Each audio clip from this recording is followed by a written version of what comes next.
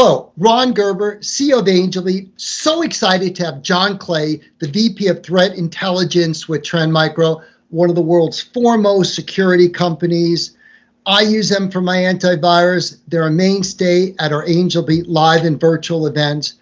What I wanted to do in this brief conversation is just hear from Jon some war stories, some insights on how Jon keeps all of his clients, many of whom he met at Angelbeat seminars, out of the headlines, keeping them safe, keeping their job secure, helping people get promoted, all that. Jon, why don't you at least start? Let's get a little bit of background on yourself. Yeah, sure, Ron, and happy to be here. I have been in cybersecurity now almost 25 years, all with Trend Micro. So it's interesting is I've done a lot of different jobs within Trend Micro. The latest is VP of Threat Intelligence, which essentially means I work with our threat research teams internally. I help them to publicize and talk about what's going on in the industry. I do a lot of events like you were mentioning, a lot of Angelbeat events where I just educate the population about what's going on in the cyber world. Got it. Let me ask you about ransomware, which is one of the more prominent cybersecurity threats. We hear what went on with the Colonial Pipeline. By the way, no offense to Colonial Pipeline, but they missed my last Angelbeat seminar. Now you see the risk. I'm not saying there's a direct cause and effect, but I will tell you, many of the companies that get in the headlines didn't come to Angelbeat. But maybe you can tell me what is going on with ransomware, what's going on in the world of the dark web where this is becoming so much more prevalent, and why does it still happen? Yeah, Ron, it's been an evolution, unfortunately, with the ransomware itself. So, in the early days, they just ransomed files that they had encrypted on a machine, right? Usually, it was let's send a phishing email to an employee, and then we'll encrypt their files on their machine. It has evolved into just an amazing machine. You talked about the dark web. We are seeing the participants in the dark web collaborate together. The groups are specializing in the different parts of the attack even, and they come together and launch an attack. The attacks are not random anymore. They are specifically targeting these organizations. They learn about it. They do their upfront investigation about who they want to target, where they want to target it, why they want to target them. So ransomware, like I said, it started as a first generation, really was just encrypt files. We're into now where they're doing quadruple extortion attacks. And when you see that, what they're doing is they are encrypting files. That's not they all do that. But prior to that, they're stealing data that they'll come back and say, hey, if you're not going to pay the extortion for the encryption, pay me an extortion fee for the files I stole from you first and foremost. The third level, the third encryption, or the third level that they're doing is when they do DDoS even now. So they're going to DDoS your internal system so you don't have access to them. And then the fourth one is where they're actually, after they steal the data, and usually some of that data is your customers, they will then go to your customers and tell them, hey, tell this organization to pay us the extortion, or we're gonna put your information out on the public realm.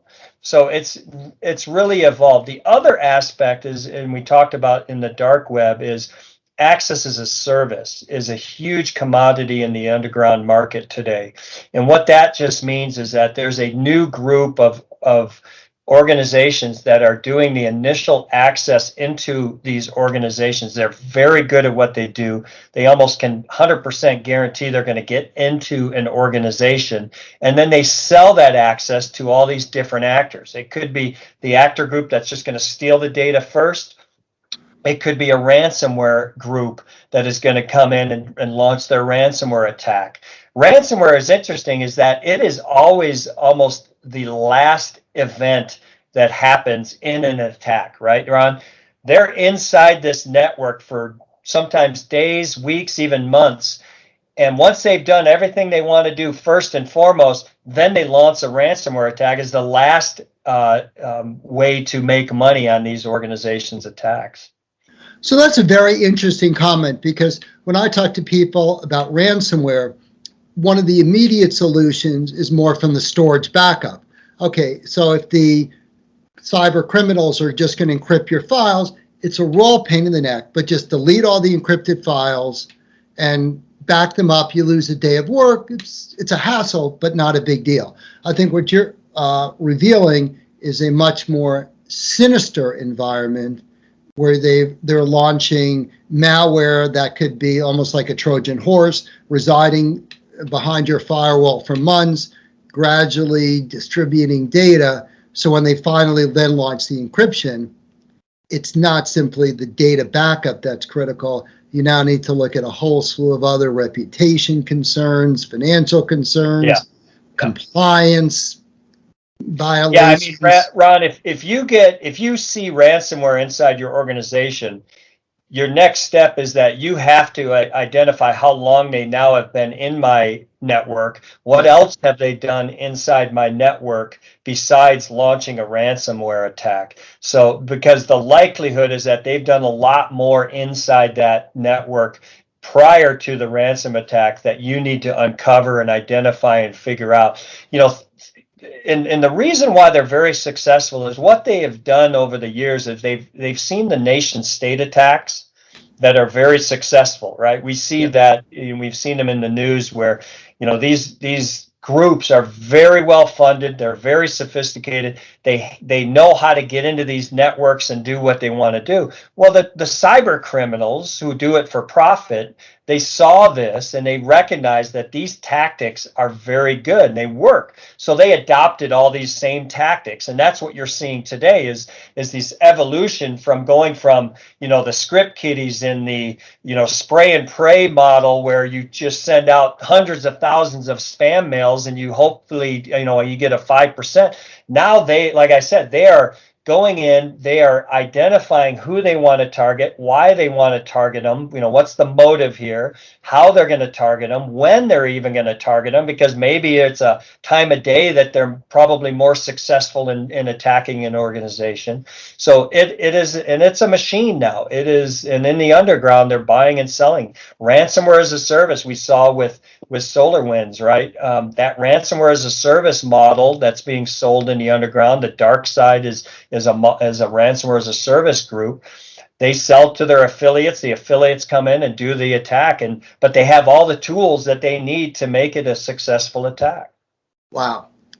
I suppose if I was a little more corrupt, which I'm not, I could set up a whole new seminar series called Devilbeat, not Angelbeat. We could do Devilbeat where we could have, God forbid, I'm not going to do this, but you could literally probably get sponsors from the dark web to promote their, not like security as a service, but ransom as a service. Yeah. It's bizarre. And all those services are already sold in the underground, Ron. So like even exit strategies for your Bitcoin mine, when you receive a Bitcoin payment, how can I launder that very quickly to make sure that the law enforcement doesn't get access to it? They're sending those out. They all those services are available in the underground, which is why it's becoming more and more successful, unfortunately, and why organizations are at a very difficult position today to be able to defend themselves. So now everyone out there in the Angelbeat community is sufficiently scared because we now know the 4 levels of ransomware. Maybe you could share with us some insights, Jon, on, how does Trend Micro help organizations deal with this terrible situation? And the other thing, I'll chime in, and maybe you can comment on this as well, because we hear about this a lot, where the IT staff, small, medium, even large organizations, are continually challenged in terms of hiring cybersecurity experts to deal with this. There just aren't enough people out there. It's hard to get them hired. And we find that many end users who attend Angelbeat, who I speak to, they come to me, Ron, what firm should I go to? Because I need to solve this problem. I doubt that I can ever find enough people to hire internally to deal with this.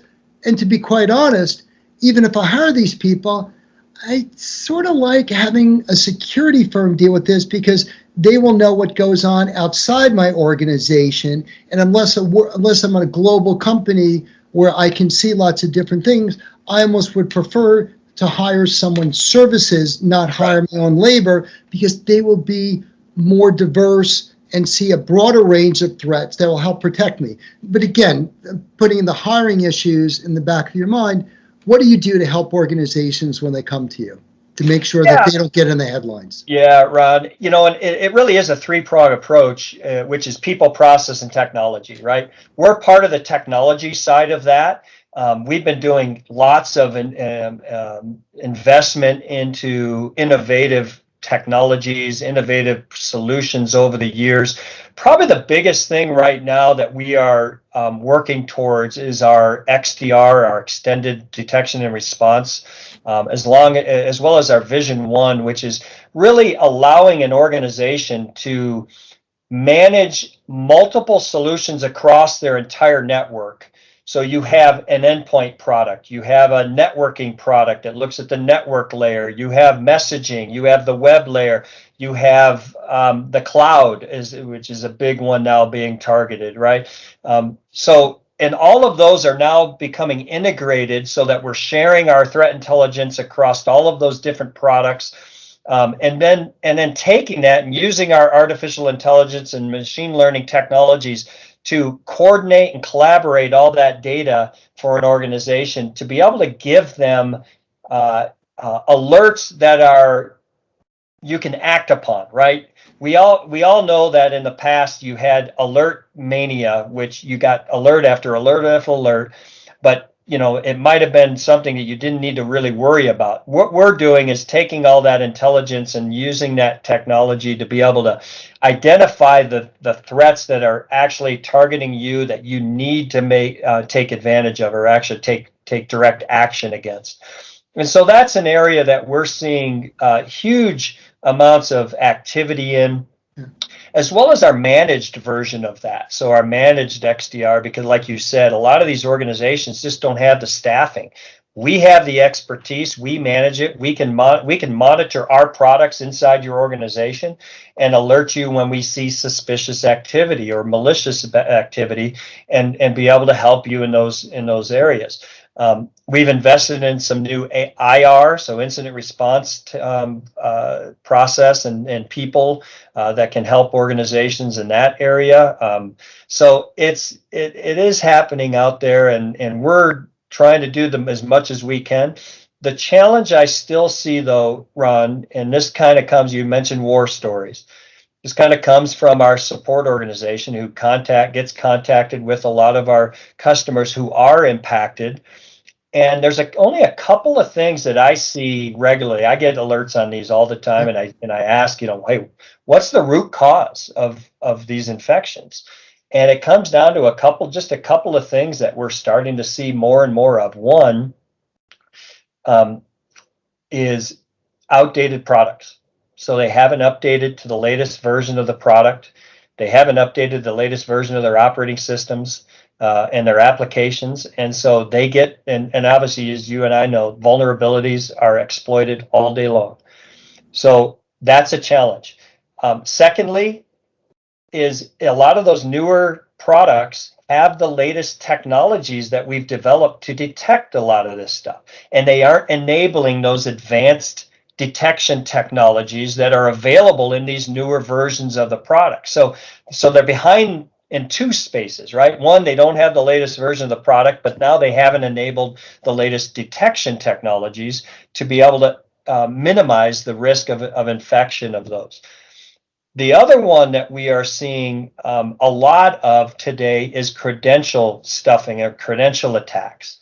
So they're getting access to these administrative accounts that allow them to actually, one, they can turn off our security software, and they do that regularly when they get these accounts.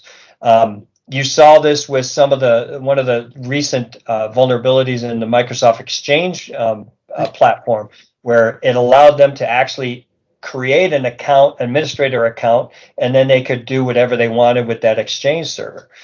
So that's another one where organizations who are utilizing traditional password models are getting hit and getting infected that way and getting compromised. So adopting a multi-factor, two-factor authentication process, that's outside of even our solutions. That's just, regular basics, block and tackle type stuff that should be done now and not wait till after a breach has occurred. So those are a couple of things that we've seen regularly when we talk to our customers who have been affected by successful breaches. I will tell. I got an email from one of the Angelbeat attendees who says, I've got this old application. We want to move to the cloud. I've got some compatibility, so I'm just going to keep running my Windows 7 app.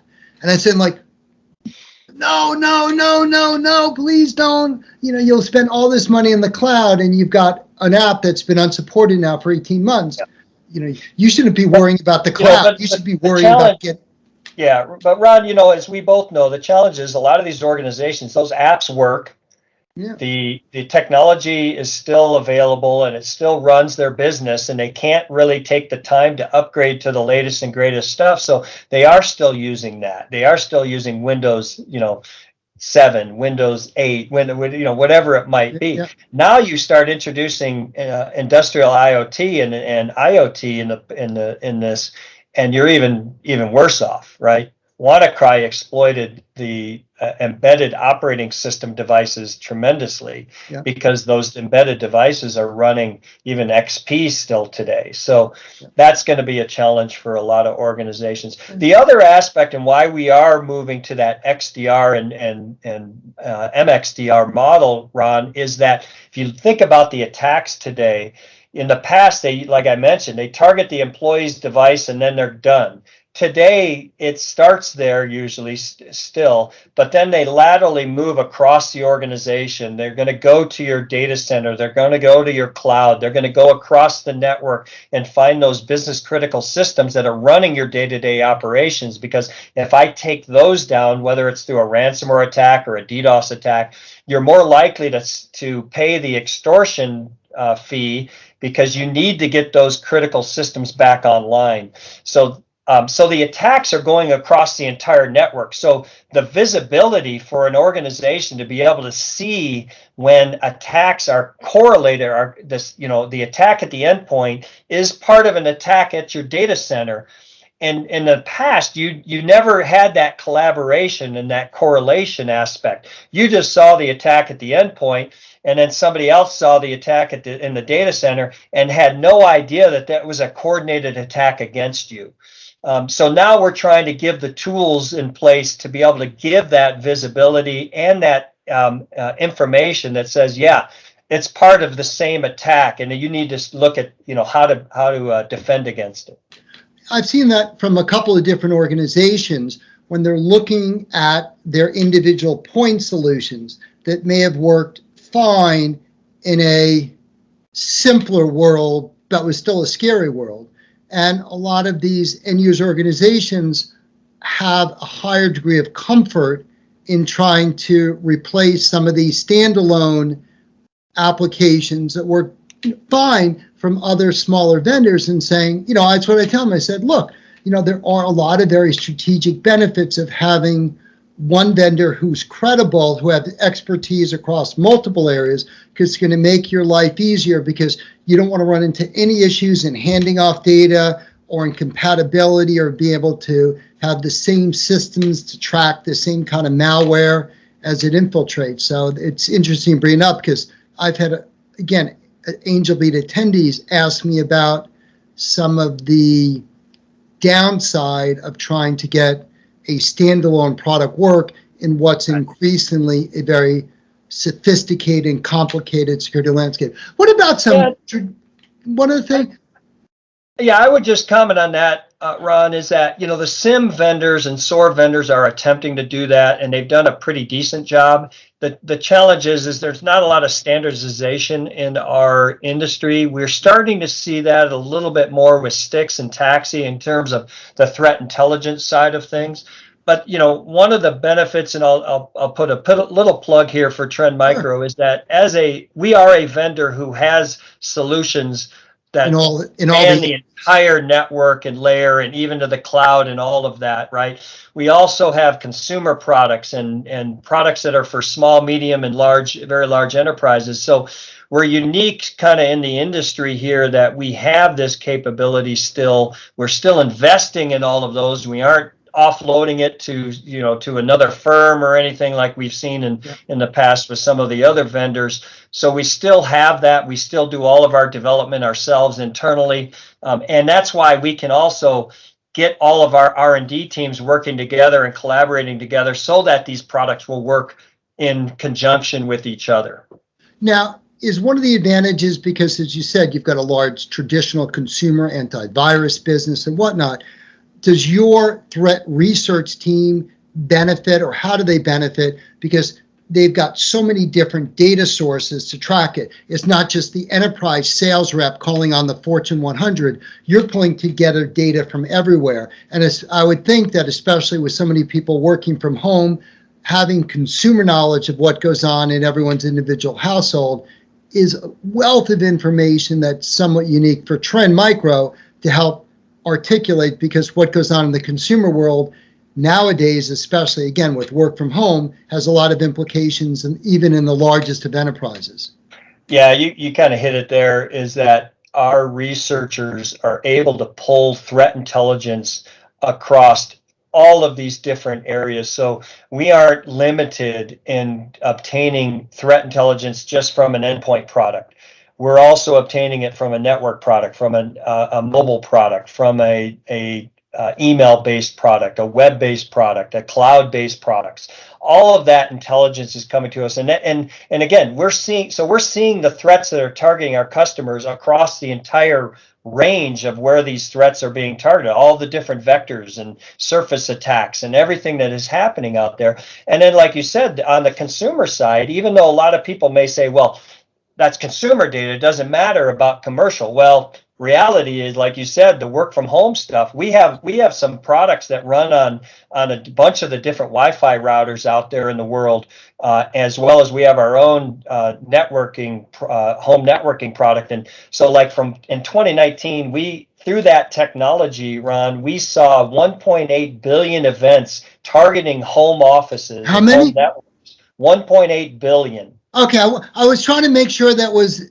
billion, not just million. It was billion. In 2020, it jumped from 1.8 billion to 3.8 billion events that we saw. So we're seeing attacks into the home network, out of the home network, what they're, and what the criminals are doing. So it's a tremendous benefit for us to be able to obtain all of this threat intelligence and different ways that the organizations and consumers are being attacked, and we apply all of that knowledge to build better products over time, and that's really a benefit that we have. You mentioned earlier about this whole industrial Internet of Things and new threat vectors. One of the things, and I'll date myself, with a lot of industrial applications in the past, they had things like ASICs, or application-specific integrated circuits, where you'd burn into silicon the firmware of the code, and it would never change, it would never get upgraded. That's how we worked, and worked fine. Or you call it things like, and then they had little other things like programmable logic controllers, where you could program them. But that was really the start of having software updates to your industrial systems. And now you can look at it from your cars, everything software upgrades. I mean, it's the scary. It's software, everything's software now. And doesn't it, with everything software based, isn't there a greater risk that if everything has to be connected to the web, everything's got software being upgraded, there's got to be some security protocols to authorize that. All of that is dramatically increasing the vulnerability or the risk pathways for cyber criminals.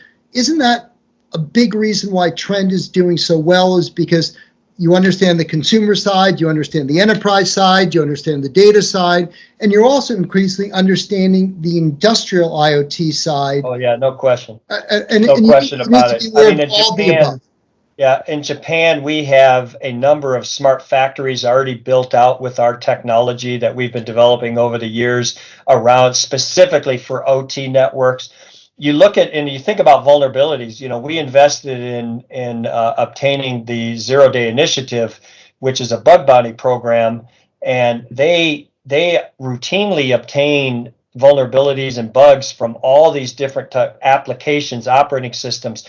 Well, they do their pawn to own event. They do 3 different pawn to own events now. One is their traditional up in Vancouver, which is traditional commercial operating system, commercial browsers,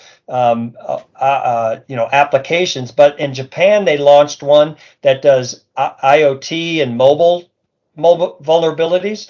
And then in Miami, they launched one that was specifically around critical infrastructure and IIoT and SCADA. So we're able to obtain through this program all these different bugs and be able to understand it. We have a whole team in Toronto that just looks at all these key vulnerabilities, and they reverse engineer the vulnerabilities to figure out what are the exploits that are going to be. And then all of that goes back into our IPS products, but through filters that can block these exploits of these vulnerabilities. So yeah, it is crazy. And for sure, the OT, the convergence of IT and OT is happening faster than anybody wants it to happen, but it is happening. And you saw that with the recent attack on the gas pipeline, because now they didn't get access to the actual OT network, but out of a cautionary,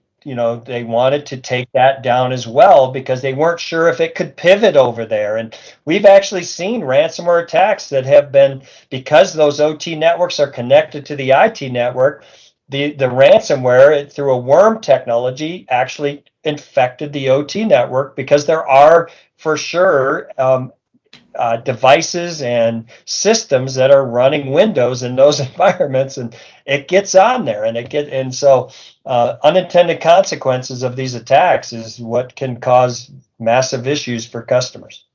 Got it. Before you scare us any further, but in an appropriate way, I want you to share, what do organizations do? How can I get a hold of Jon and his team? Maybe you could comment just a little bit on cloud and cloud security paradigms, specifically when people are looking at cloud architecture. I always like to break it out. There's what do the cloud providers, the AWS's, GCP, Azures of the world do? What do end users have to do? And then what's the role of third-party vendors like Trend Micro? Maybe you could comment on this shared cloud security model before telling the Angelbeat community, okay, I know I've scared you for a while. Let me tell you how we at Trend Micro can help you stay out of the headlines.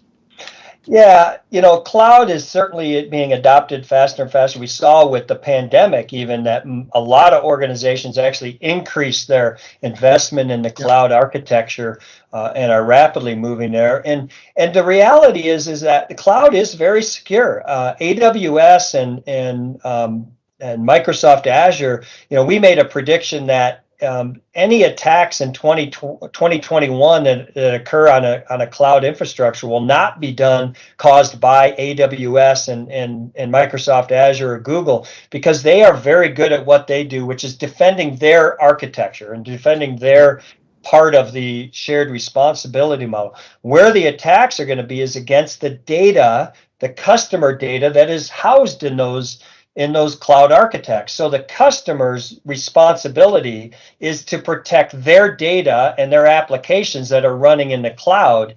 And so that's not the job of Azure and AWS. So that shared model is that you need to protect your stuff that you are building in that cloud infrastructure. So, and that's where third parties like Trend Micro come into play, where our Cloud One platform has the capability of protecting all the different parts of the cloud infrastructure that you're developing, whether that is your data sources, whether it's your applications that you're developing, APIs that you're developing to access a lot of the data inside the cloud architecture.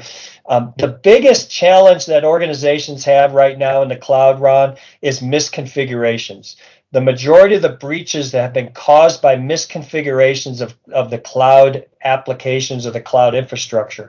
And we can help with that. We purchased a company a couple of years ago called Conformity, where it actually can look at your cloud accounts, and if you make a change to your configuration and it violates some of the basic models there, it can alert you that, hey, you may have misconfigured this thing, and you can take action upon that. So there's a lot of ways that we can at Trend Micro can help you. I think, if you are developing a cloud or thinking about going into the cloud, definitely contact ourselves or one of the other providers out there, security providers, because we can certainly help you do that migration or that development very securely today than that you could have, you were challenged with years ago. For any security issue, even though Trend Micro has this complete end-to-end multi-layer solution, if people are interested, I'm also assuming that, okay, even though you don't necessarily need to use all our suite, here, try out this for this particular area. Maybe you're more worried about the endpoint. Maybe you're more worried today about your cloud solution. I am sure the Trend can say, okay, we'll deploy it in this niche. We can share with you our other tools in the future, and we can make sure that our solution can seamlessly fit in with what you've got now.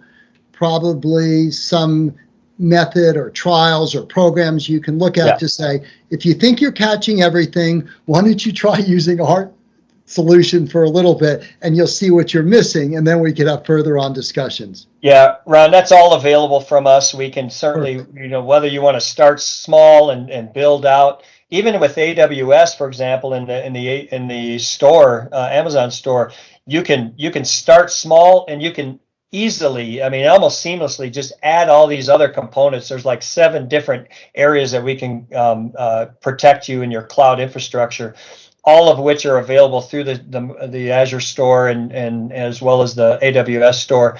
And it's very seamless there. On the other stuff, if you want to have us do a demo, or we can do live demos, we can do online demos, on-demand demos, all of those are also available from us. So we just, as a company, our job is to help you as an organization understand your risks, and then help you develop a strategy and a way to protect your organization, again, from beginning to end, if you want, or from one particular area or not.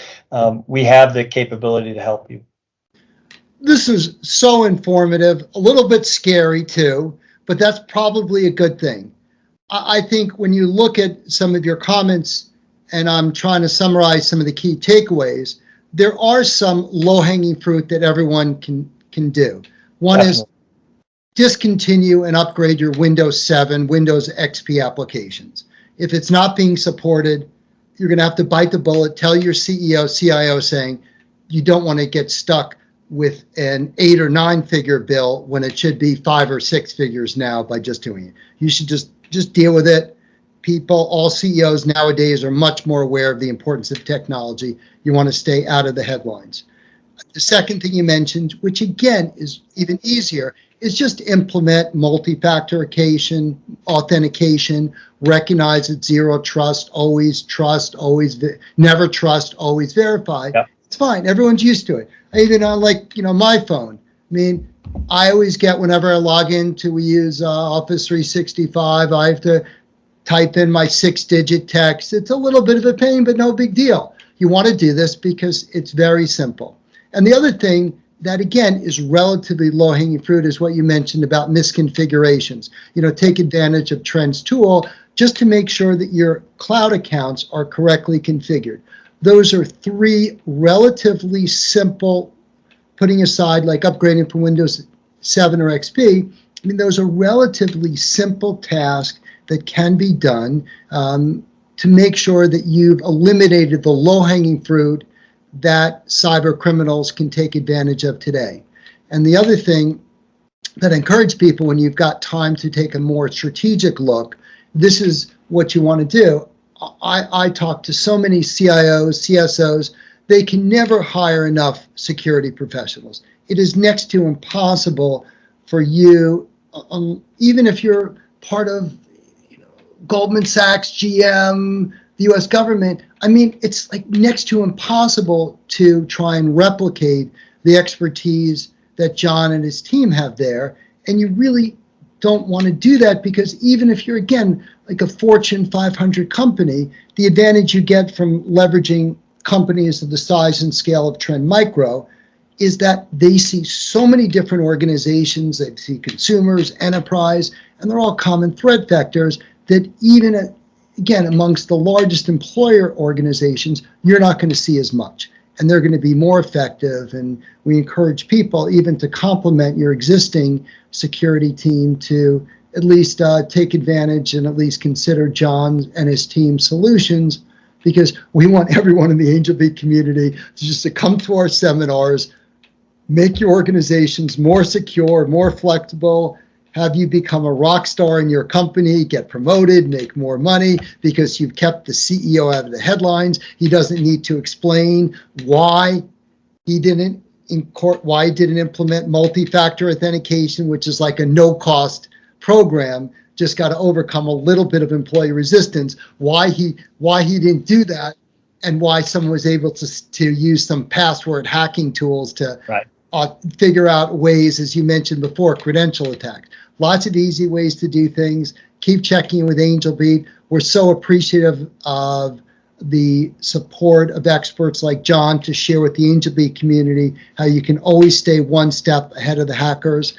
I'll look forward to seeing Jon at one of our upcoming Angelbeat events in Denver, probably in 2022. May not be in 2021. We'll just see how things go. But continue to look to our Angelbeat channel for all these great insights. If you want follow-up with Jon or any one of his colleagues, you can go to trendmicro.com, or just as easily go to Angelbeat. It's hashtag Angelbeat, hashtag TrendMicro to get the insights you need, or contact me and we'll take care of it for you. Any other closing thoughts, Jon? Yeah, I think, part of the whole process, Ron, is also education, which is what we've been doing today. And we offer tons of information, whether it's the day-to-day stuff we do on our blog or whether it's our research reports that we publish regularly. People should be reading those and listening to the podcasts and what have you. But that will also help them understand what is going on today, tomorrow, in the future. We're even publishing something around 2030, what we're going to see in 2030. So we also do the futurist stuff as well, besides the day-to-day. So always happy to join you, Ron, and on the Angelbeat stuff and to talk about these topics, because it's, like I said, it's very important. People have to understand, they have to realize what is going on before they can actually take action about and protect themselves. All right.